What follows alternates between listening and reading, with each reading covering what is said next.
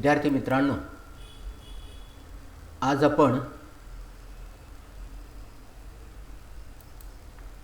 गणित भाग 1 मधील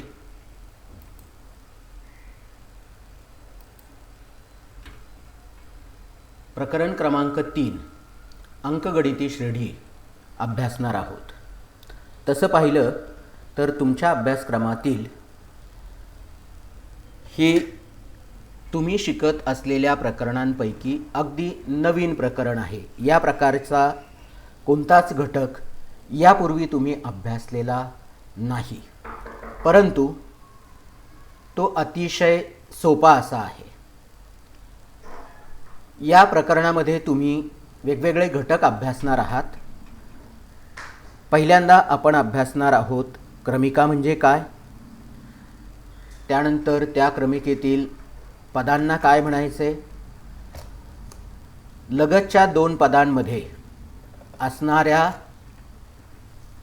फरकाला सामान्य फरक किंवा साधारण फरक असं म्हणतात, तो कसा काढायचा आहे, अंकगणिती श्रेणी आहे किंवा नाही ते ओळखणे आणि अंकगणिती श्रेणी विशिष्ट याच्यामध्ये पहिल्यांदा आपण पद काढणार आहोत की क्रमिका वेगवेगळ्या छोट्या छोट्या घटकांचा अभ्यास। तुम्हाला माहिती आहे की आपण संख्या याप्रमाणे मोजतो, 1 2 3 4 5 यांना मोज संख्या किंवा नैसर्गिक संख्या म्हणतात। आणि ह्याच्या पुढची संख्या काय असणार आहे हे आपल्याला माहिती असते, कारण जेव्हा आपण नैसर्गिक संख्या घेतो तेव्हा त्यानंतर येणाऱ्या काही संख्या लिहितो, त्यानंतर येणारी संख्या ही अगोदरच्या संख्येपेक्षा 1ने मोठी असते। म्हणजे विशिष्ट क्रमांकाला कोणती संख्या येणार आहे हे आपल्याला सांगता येतं। आता आपण तशीच संख्यांची दुसरी एक मालिका पाहूया। 1 4 9 16 25 36 49 या संख्या दिलेल्या आहेत। आता या संख्या सुद्धा विशिष्ट क्रमाने मांडलेल्या आहेत, विशिष्ट नियमाने मांडलेल्या आहेत। तर हा नियम काय आहे, इथे 1 नंतर 4 9 16 ह्या सगळ्या वर्ग संख्या दिसतात। कोणाचे वर्ग आहेत, 1 हा 1 चा वर्ग आहे, 4 हा 2 चा वर्ग आहे, 9 हा 3 चा वर्ग आहे, हा 4 चा 5 चा 6 चा 7 चा वर्ग आहे, 49। याचा अर्थ पुढे येणारी संख्या सुद्धा तुम्हाला सांगता येऊ शकते, कारण ती असणार आहे 8 चा वर्ग म्हणजे 64, त्यानंतर येणारे 9 चा वर्ग म्हणजे 81। याप्रमाणे पुढच्या संख्या तुम्हाला सांगता येऊ शकतात। तर अशा प्रकारच्या विशिष्ट क्रमाने मांडलेल्या संख्यांच्या समूहाला क्रमिका असं म्हणतात। नैसर्गिक संख्या जशा तुम्हाला निश्चितपणे सांगता येतात, तशा विशिष्ट क्रमाने मांडलेल्या संख्यांच्या समूहाला आपण क्रमिका म्हणतो, कारण क्रमिका मांडताना अगोदरच्या संख्यांमध्ये तुम्हाला काहीतरी नियम आढळतो, त्या नियमाच्या आधारे तुम्ही पुढे येणारी संख्या काय असणार आहे ते सांगू शकता। या क्रमिकेमध्ये विशिष्ट स्थानावर विशिष्ट संख्या असतात, त्यांना आपण A1 A2 A3 A4 असं जर म्हटलं तर त्यातली जी शेवटची असणार आहे त्याला तुम्ही AN असं म्हणणार आहेत। अर्थात आपण ही अक्षरं पुढे वापरणार नाही आहेत, त्या पदांना आपण A1 A2 असं म्हणणार नाही आहेत। तर पुढे तुम्हाला काय येणार आहे, पुढचं पद काय असणार आहे हे सांगता येतं। इथे मुद्दाम A1 A2 का म्हटले तर पुढचा क्रम कसा असणार आहे, ए हे पद आहे आणि किती नंबरचं पद असणार आहे हे कळण्यासाठीच दिलंय। आता तुमच्यापैकी काही विद्यार्थ्यांनी 5वीला किंवा 8वीला स्कॉलरशिपची परीक्षा दिलेली असेल, त्यावेळेला तुम्हाला अशा काही आकृत्यांचा अभ्यास होता। आता इथे बघा, इथे एक आकृतिबंध दाखवला आहे, याच्यामध्ये एक वर्तुळ दिसते, याच्यामध्ये 3 वर्तुळ आहेत, पण ती कशी आहेत, या मेन वर्तुळाच्या उजवीकडे एक आहे, खाली एक आहे। तिसऱ्या आकृतीमध्ये काय, मेन वर्तुळाच्या उजवीकडे 2 वर्तुळ आहेत, खाली 2 आहेत, इकडे 3 वर्तुळ आहेत, खाली 3 वर्तुळ आहेत। म्हणजे पुढे काय येणार आहे, या मुख्य वर्तुळाच्या या बाजूला म्हणजे उजवीकडे 4 वर्तुळे येणार आहेत, खाली पण 4 येणार आहेत, आणि मग ती जर मोजली तर ती किती होणार आहेत तेही तुम्हाला काढता येऊ शकतं। मग याने तुम्हाला वर्तुळांची संख्या मोजता येणार आहे, ही सुद्धा एक क्रमिका होणार आहे। त्यानंतर आणखी एक आकृतिबंध दिलाय, इथे उभे 3 त्रिकोण दिलेत, पहिल्या त्रिकोणाच्या उजवीकडे 1 आहे आणि शेवटच्या त्रिकोणाच्या डावीकडे 1 आहे. इथे तसंच काय केलंय, उभे 3च्या ऐवजी 4 त्रिकोण दिलेत, उजवीकडे 2 डावीकडे 2. आता इथे 5 त्रिकोण दिलेत. आता ह्या आडव्या लाईनमध्ये तुम्हाला 4 दिसतात आणि या लाईनमध्ये पण 4 दिसतात. उभे 5 आहेत, आडवे 4 आहेत. मग आता इथे उभे 6 होणार आणि आडवे मात्र 5-5 होणार. त्यांची संख्या तुम्हाला मोजता येणार आहे. त्याने मग पुढच्या घरामध्ये काय असेल ते सांगता येणार आहे. एकूण त्रिकोणांची संख्या तुम्हाला सांगता येणार आहे. तर या सगळ्यांना आपण क्रमिका असं म्हणतो. आणि मग ह्याच्यावरून तुम्हाला अशी काही उदाहरणं दिली की ज्याच्यामधलं पुढचं पद सांगता येऊ शकतं. आता पहा असं एक उदाहरण, 4, 8, 12, 16. 4मध्ये 4 मिळवले तर 8 होतात, 8मध्ये 4 मिळवले 12 होतात, 12मध्ये 4 मिळवले 16 होतात. मग पुढची संख्या काय असणार आहे, तर 4 मिळवल्यानंतर येणारी म्हणजे 20, त्यानंतर 24. आता दुसरी बघूया, 2, 4, 8, 16, 32. ह्याच्यामध्ये काय दिसतंय, 2ला 2ने गुणलं तर 4 येत आहे, 4ला 2ने गुणलं तर 8 येत आहे, 8ला 2ने गुणलं तर 16 येत आहे. इथे आपण 4 मिळवत गेलोय, पण इथे मात्र 2ने गुणत गेलोय. आता पुढचं बघूया, 1/5, 1/10, 1/15, 1/20. पुढची संख्या तुम्हाला सांगता येणार आहे, 1/25 येणार आहे. आता या प्रकारच्या सगळ्या संख्यांच्या समूहाला आपण क्रमिका असं म्हणतो की ज्याच्यामध्ये पुढचा क्रमांक काय येणार आहे हे तुम्हाला अगोदरच्या क्रमांकांमध्ये, अगोदरच्या पदांवरून सांगता येऊ शकतं. याचा अर्थ त्याच्यामध्ये विशिष्ट क्रमाने ते पदं आलेले असतात. आता क्रमिकेची पदे, आता क्रमिकेमध्ये जी पदं असतात त्याला इंग्रजीमध्ये टर्म्स म्हणतात आणि टर्मचा टी हा स्मॉल टी आपण वापरतो. त्यातलं पहिलं पद म्हणजे T1, दुसरं पद म्हणजे T2, T3 आणि त्यातलं n नंबरचं पद म्हणजे अनंत अंतरावर असणारं पद म्हणजे Tn. याचा अर्थ असा नाही आहे की ते शेवटचं पद आहे, त्याच्या पुढे पण पदं असू शकतात आणि ती आपण Tn+1 परत Tn+2 Tn+3 असं लिहू शकतो. तर याप्रमाणे ती पदं असणार आहेत. क्रमिका अनंत असेल तर प्रत्येक धनपूर्णांक हा त्याच्याशी निगडीत असलेली एक संख्या आहे असं आपण गृहीत धरतो. आता एक उदाहरण बघूया, 9, 15, 21, 27 ही एक क्रमिका आहे. इथे पहिल्या नंबरला म्हणजे T1 झाला 9, 2 नंबरला म्हणजे T2 झाला 15, T3 होणार आहे 21. याप्रमाणे पुढचं पण लिहिता येईल. मग त्यावेळेला काय करायचं आहे, कॉमा द्यायचा आहे आणि डॉट डॉट डॉट असं करायचं आहे. खूप लांबपर्यंत डॉट डॉट नाही करायचे, 3 किंवा जास्तीत जास्त 4 वेळेला डॉट काढायचा आहे. इथे बघा, 3 किंवा जास्तीत जास्त 4 वेळेला. आता दुसरं उदाहरण, 7, 7, 7, 7. इथे T1ची किंमत 7 आहे, T2 पण 7 येणार आहे, T3 7 येणार आहे. आपल्याला पदांची क्रमांक देता येतील, त्या क्रमांकाचं पद कोणतं आहे ते लिहिता येईल. -2, -6, -10, -14. याच्यामध्ये T1 म्हणजे पहिलं पद आहे -2, T2 म्हणजे दुसरं पद होणार आहे -6, तिसरं पद होणार आहे T3 -10, T4 होणार -14. याच्याप्रमाणे आपल्याला ते सांगता येऊ शकतात. आता ह्या ज्या क्रमिका आहेत आपण अनेक उदाहरणं पाहतो. या क्रमिकांमध्ये काय नियम आहे तो आपण एका पुढच्या संबंधाने पाहणार आहोत. समजा एक क्रमिका दिली तुम्हाला 1, 4, 7, 10.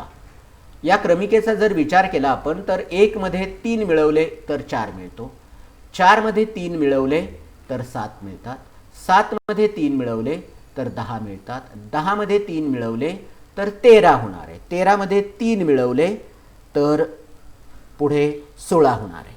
याचा अर्थ काय, पुढचं पद प्रत्येक वेळेला 3 मिळवल्यानंतर मिळालेलं आहे.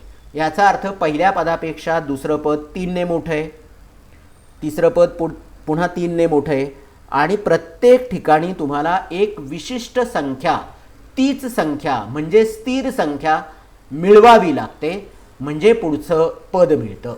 आता इथे बघूया, 6, 12, 18, 24. इथे 6 मध्ये 6 मिळवले 12 झाले, 12 मध्ये 6 मिळवले 18 झाले, 18 मध्ये 6 मिळवले 24 झाले, 24 मध्ये 6 मिळवले 30 होतील, 30 मध्ये 6 मिळवले 36 होतील. पुढची पदं सांगता येणारे प्रत्येक वेळेला तुम्ही काय करताय, 6 मिळवताय म्हणजे 6च्या फरकाने ही पदं आली. आता तिसरं उदाहरण 3 3 3 3. या 3 मध्ये मिळवला 0 तर पुढचं पद आलं 3. या 3 मध्ये मिळवला 0 तर पुढचं पद आलं 3. परत मिळवला 0 पुढचं पद आलं. म्हणजे इथे मिळवायचं आहे किती? 0. पद येणार 3. मिळवायचा 0 पद येणार 3. म्हणजे तुम्ही काय करणार आहेत? प्रत्येक पदामध्ये 0 मिळवत गेला म्हणजे प्रत्येक लगतच्या 2 पदांमध्ये कितीचं अंतर आहे? इथे 0चं अंतर आहे, इथे 6चं अंतर आहे, इथे 3चं अंतर आहे. आता पुढचं बघूया. 4 16 64.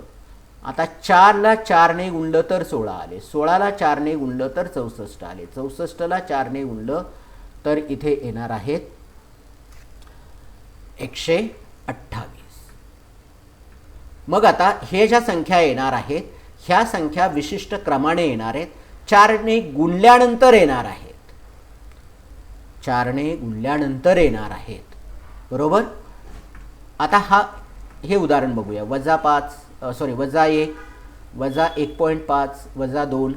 इथे -1 मध्ये तुम्ही -0.5 जर मिळवले तर -1.5 मिळतं आहे. प्रत्येक ठिकाणी ती संख्या मिळवायला लागते. म्हणजे इथे सुद्धा असणारा फरक स्थिर आहे. मग आता ह्याच्यावरून आपल्याला एक नियम किंवा एक व्याख्या करता येणार आहे. आता पहिलं उदाहरण बघा. 3 हा फरक सगळीकडे सारखा. दुसरं बघा 6 हा फरक सारखा. तिसरं 0 हा फरक सारखा. आणि 5वं -0.5 हा फरक सारखा आहे. आधीच्या पदात ठराविक संख्या मिळवून पुढचं पद मिळतं, हे साम्य आहे. या प्रकारच्या क्रमिकांना काय म्हणायचे? अंकगणिती श्रेणी. अंकगणिती श्रेणी म्हणजे काय? लगतच्या किंवा क्रमागत 2 पदांमधला फरक जेव्हा स्थिर असतो तेव्हा त्या क्रमिकेला आपण अंकगणिती श्रेणी म्हणतो. आता चौथ्या उदाहरणामध्ये काय आहे? ही अंकगणिती श्रेणी नाही. का बरं? तर इथे 4च्या पटीतल्या संख्या आहेत. आपल्याला फरक सारखा येत नाही. 16तनं 4 गेले तर 12 राहतील, 64मधून 16 गेले तर 12 येणार नाही, म्हणजे वेगळं उत्तर येणार आहे. 6व्या उदाहरणामध्ये काय दिलंय? 1चा घन, 2चा घन, 3चा घन. पुढे माहिती आहे तुम्हाला 4चा घन येणार आहे, 5चा घन येणार आहे, पण दोघांमधला फरक सारखा नाही ना येणार. आणि म्हणून 6 नंबरची सुद्धा अंकगणिती श्रेणी नाही, ती भूमितीय श्रेणी पण नाही. 4 नंबरची अंकगणिती नाही पण भूमितीय श्रेणी तरी आहे. तर याप्रमाणे तुम्हाला आता काही अंकगणिती श्रेणी अभ्यासायच्या आहेत. इथे बघा 100 70 40 20. 100मधून 30 वजा करा 70 येतील. 70मधून 30 वजा करा 40. 40मधून 30 वजा करा 10. 10मधून 30 वजा करा म्हणजे -20. -20मधून 30 वजा करा म्हणजे -50. पुढचं काढता येते. प्रत्येक ठिकाणचा फरक किती आहे? -30. इथे प्रत्येक ठिकाणचा फरक किती दिसतोय? +3. इथे प्रत्येक ठिकाणचा फरक किती दिसतोय? 0. ह्याचा अर्थ ह्या सगळ्या अंकगणिती श्रेणी आहेत, कारण 2 क्रमागत पदांमधला फरक स्थिर आहे. आणि जेव्हा असं असतं की 2 क्रमागत पदांमधला फरक स्थिर असतो, त्या फरकाला क्रमागत पदांमधील फरक स्थिर असेल तर त्याला सामान्य फरक किंवा सामायिक फरक म्हणतात. आपण सुरुवातीला कोणकोणते घटक अभ्यासणार आहेत याची एक लिस्ट दिली होती. त्याच्यामध्ये पहिल्यांदा क्रमिका म्हणजे विशिष्ट नियमाने एकत्र येणाऱ्या संख्या. त्याच्यानंतर क्रमिकेतील पदं A1 A2 A3. त्याच्यानंतर त्यांच्यामधला सामान्य फरक म्हणजे त्याला आपण D असं म्हणतो, तो D या अक्षराने दाखवायचा आहे. आणि आता त्या पदांना काय म्हणायचं आहे? तर त्यांना आपण T1 T2 T3 असं TN पर्यंत, अर्थात TNच्या पुढे पण TN+1 TN+2 याप्रमाणे ती पदं दाखवू शकतो. अंकगणिती श्रेणीचं जे पहिलं पद असतं त्याला आपण नेहमी A हे अक्षर वापरणार आहेत. आणि त्याच्यामधला जो फरक असणार आहे त्याच्यासाठी स्मॉल d. A म्हणजे पहिलं पद आणि स्मॉल d म्हणजे त्यातला फरक. मग पहिलं पद म्हणजेच काय? T1 म्हणजेच काय असणार आहे? A. T2 म्हणजे काय? पहिल्या पदामध्ये एक डिफरन्स मिळवायचा A+D. T3 म्हणजे काय होणार आहे? अगोदरच्या T2 मध्ये एक D मिळवायचा आहे म्हणजे A+2D होणार आहे. म्हणजे याप्रमाणे काढता येईल. T1 म्हणजे ए, T2 म्हणजे ए प्लस डी, T3 म्हणजे ए प्लस 2D, T4 म्हणजे काय होणार आहे ए प्लस 3D, याप्रमाणे काढता येणार आहे. तर ती सुद्धा काय असणार आहे, एक अंकगणिती श्रेणी असणार आहे. आता इथे तुम्हाला एक उदाहरण दिलं आहे. आरिफने दर महिन्याला 100 रुपयाची बचत केली. एका वर्षात प्रत्येक महिन्याअखेरची एकूण बचत खालीलप्रमाणे. पहिल्या महिन्यात 100 रुपये, दुसऱ्या महिन्यात आणखी 100 रुपये ॲड केले म्हणजे 200 रुपये, तिसऱ्या महिन्यात 300 रुपये बचत केले, चौथ्यात 400, असं वाढत वाढत गेलं तर 12व्या महिन्यामध्ये 1200 रुपये ही त्याची बचत होणार आहे. आता या टाईपचं उदाहरण तुम्हाला पुढे सोडवायला आहे. प्रणवने मित्राकडून 10,000 रुपये उसने घेतले. तो दर महिन्याला 1,000 रुपये देणार आहे. पहिल्या महिन्यामध्ये त्या शिल्लक राहिलेली, त्याने कर्जाऊ घेतलेली जी रक्कम आहे तेवढीच त्याची शिल्लक राहिलेली आहे म्हणजे 10,000. दुसऱ्या महिन्यात तो काय करणार आहे, 1,000 रुपये देणार आहे म्हणजे 9,000. यात तिसऱ्या महिन्यामध्ये परत 1,000 देणार आहे, 8,000, 7,000. इथे डी किती असणार आहे, तर इथे डी असणार आहे 1,000च्या फरकाने, पण कमी कमी होत चाललेला आहे म्हणजे वजा 1,000. त्याच्यानंतर 5, 10, 15, 20, 50, 55, 60 डॉट डॉट अशी अंकगणिती श्रेणी आहे. तर या अंकगणिती श्रेणीमध्ये हे सगळ्या 5च्या पटीतल्या संख्या आहे म्हणजे 5च्या फरकाच्या संख्या आहेत आणि ही अनंतापर्यंत तुम्हाला लिहिता येऊ शकते. अनंतापर्यंत का, तर डॉट डॉट दिलं की पुढे कितीपर्यंत वाढेल सांगता येत नाही, म्हणून ती अनंतापर्यंत. आतापर्यंत आपण काय काय शिकलो. जर एखाद्या क्रमिकेमध्ये Tn+1 - Tn म्हणजे कोणतंही पद आणि त्याच्या अगोदरचं पद यांच्यामधला फरक स्थिर असेल तर त्या क्रमिकेला आपण अंकगणिती श्रेणी म्हणतो. अंकगणिती श्रेणीच्या 2 क्रमागत पदांमधला फरक ज्याला आपण डी म्हणतो. त्याच्यानंतर डी हा फरक 3 प्रकारचा असू शकतो. तो धन असू शकतो, ऋण असू शकतो किंवा शून्य सुद्धा असू शकतो. आता आपण असं पाहिलं होतं बघा, आता हेच उदाहरण 5, 10, 15 इथे अधिक 5चा फरक आहे, इथे कितीचा आहे, वजा 1,000चा फरक आहे. आणि आपण अगोदरचं उदाहरण पाहिलंय 4, 4, 4 ही अंकगणिती श्रेणी आहे म्हणजे तिथे शून्याचा फरक आहे. म्हणजे अंकगणिती श्रेणीमधला फरक जो आहे, सामान्य फरक जो आहे तो धन असू शकतो म्हणजे अधिक याचं उत्तर येईल, ऋण असू शकतो या उदाहरणाप्रमाणे मायनस उत्तर येऊ शकेल, किंवा शून्य पण असू शकतो. आणि अंकगणिती श्रेणीचं पहिलं पद ए, सामान्य फरक डी असेल तर त्या श्रेणीतील पदं ए प्लस डी, ए प्लस 2D, ए प्लस 3D याप्रमाणे घेता येतात.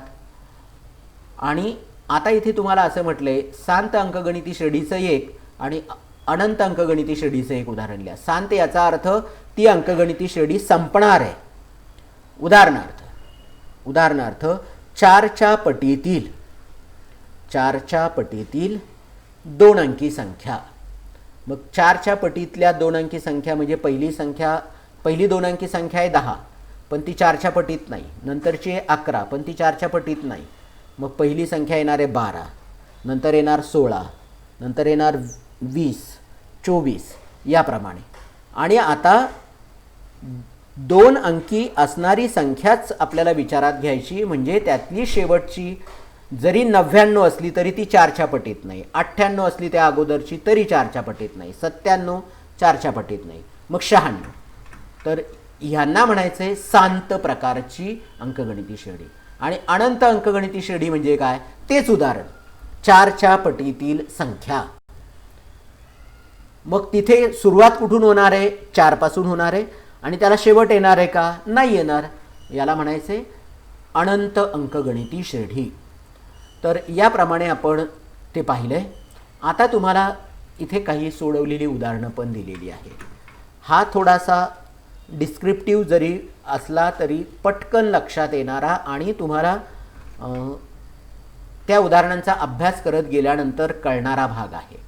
ठीक आहे.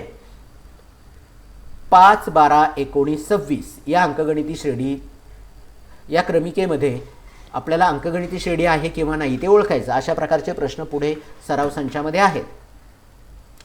पहिलं पद म्हणजे T1 ते 5 आहे, T2 म्हणजे 12, T3 म्हणजे 19. आता आपल्याला अंकगणिती श्रेणी ओळखण्यासाठी काय करावं लागतं, 2 क्रमागत पदांमधला फरक काढायचा आहे. T2 - T1, 12 वजा 5 म्हणजे 7. दुसऱ्यांचा काढायचा आहे T3 - T2 म्हणजे 19 वजा 12 तो पण आला 7. पुढे 26 वजा 19 करायचा आहे, तो सुद्धा आला 7च. ह्याचा अर्थ काय? ह्याचा अर्थ असा की 2 क्रमागत पदांमधला फरक जो आहे, सामान्य फरक D 7 हा स्थिर आहे, म्हणून ही अंकगणिती श्रेणी आहे. आता ह्यातच आणखी एक प्रश्न विचारला आहे. पुढची आणखी 2 पदं काढा. यातलं शेवटचं पद काय दिलं आहे? 26. या 26मध्ये आता एक डिफरन्स मिळवा. मग 26 अधिक 7 म्हणजे 33. आता 33मध्ये आणखी 7 मिळवा म्हणजे 40. म्हणजे पुढची पदं होणार आहेत 33 आणि 40. त्याच्यानंतर आता दुसरं उदाहरण. 2 वजा 2 वजा 6 वजा 10 ही क्रमिका दिली. आता T1 T2 T3 T4 असं लिहून घेतलं. T2 मायनस T1 केलं तर T2 मायनस 2 आणि T1 आहे 2. -2 -2 बरोबर -4 आले. T3 मायनस T2 म्हणजे वजा 6 वजा वजा 2 म्हणजे वजा 6 आणि हे वजा वजा 2चे काय होणार आहे? अधिक 2. फरक आला परत वजा 4. T4 मायनस T3 वजा 10 वजा वजा 6 म्हणजे वजा 10 अधिक 6. याचा अर्थ परत आलं वजा 4. मग तिन्ही ठिकाणी फरक कसा आला आहे? वजा 4 वजा 4 वजा 4 आणि म्हणजे D बरोबर वजा 4 हा सामायिक फरक झाला आणि तो कसा आहे? स्थिर आहे. याचा अर्थ ही अंकगणिती श्रेणी आहे. अंकगणिती श्रेणी जर असेल तर त्याच्या पुढचं पद काय असणार आहे? वजा 10 वजा 4 म्हणजे अधिक वजा 4 म्हणजे ती वजा 14 होणार आहे. वजा 14 अधिक वजा 4 म्हणजे ती वजा 18 होणार आहे. तर पुढची पदं सांगता येतात. आता एक इंटरेस्टिंग एक्झाम्पल आहे. 1 1 2 2 3 3 या क्रमिकेमध्ये पाहायचं आहे. आता तुम्हाला नियमाप्रमाणे सांगता येणार आहे पुढचं 4 4 येणार आहे. पण आता सामान्य फरक येतोय की नाही ते बघूया. T1 1 आहे, T2 1 आहे, T3 2 आहे, T4 2 आहे, T5 3 आहे, T6 3 आहे. आता T2 मायनस T1 1 वजा 1 0. T3 मायनस T2 2 वजा 1 1. T4 मायनस T3 2 वजा 2 0. आणि आता पुढचं जरी घेतलं ना तर तो काय येणार आहे? तो परत 1 येणार आहे. मग सामान्य फरक सारखा आला का? इथे सामान्य फरक आला 0, इथं आला 1, परत आला 0. मग सारखा आलेला नाही. ह्याचा अर्थ या क्रमिकेच्या लगतच्या 2 पदांमधला फरक स्थिर नाही, म्हणजे दिलेली क्रमिका ही अंकगणिती श्रेणी नाही. याप्रमाणे पुढचं पण तुम्हाला करता येणार आहे. उदाहरण जरी अपूर्णांकातलं असलं तरी T2 मायनस T1 करताना काय? 1/2 वजा 3/2 छेद समान आहे, तो एकदाच लिहिला.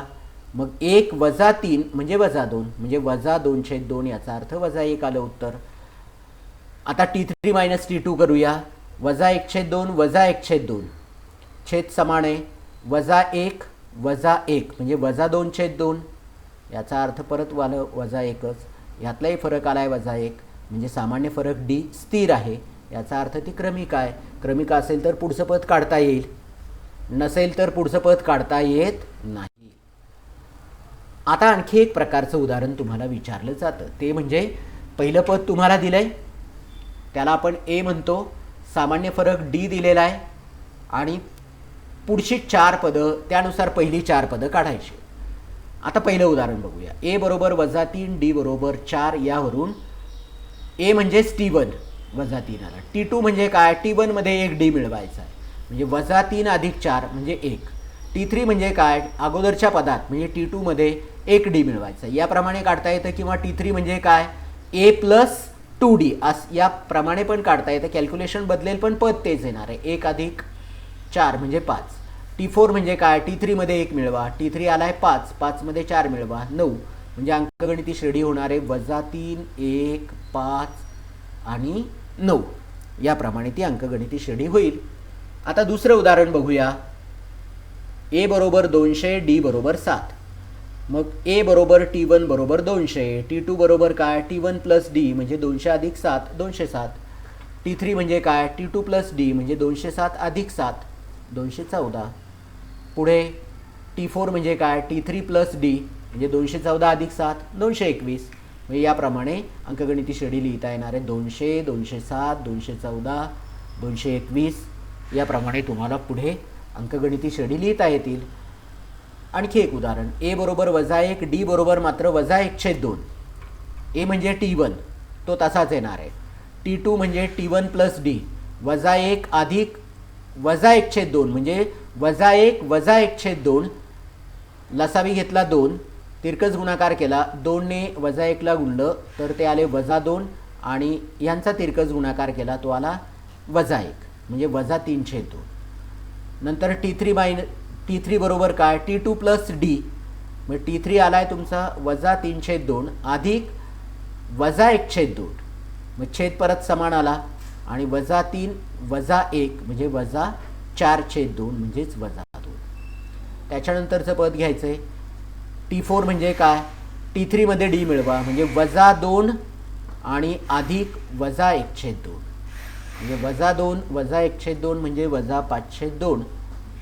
याप्रमाणे हे पुढचं येणार आहे. म्हणजे पहिली 4 पदं आली -1 -3/2, त्याच्यानंतर -2 -5/2.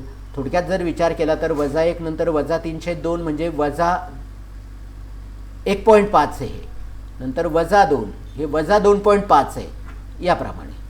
आणि ए बरोबर 8 दिला आहे, डी बरोबर -5 दिला आहे, तर ए बरोबर T1 बरोबर 8. T2 म्हणजे काय, T1 मध्ये तुम्ही डी मिळवणार आहेत म्हणजे -5 मिळवणार आहेत म्हणजे 3 येईल, अधिक 8 -5 म्हणजे 3.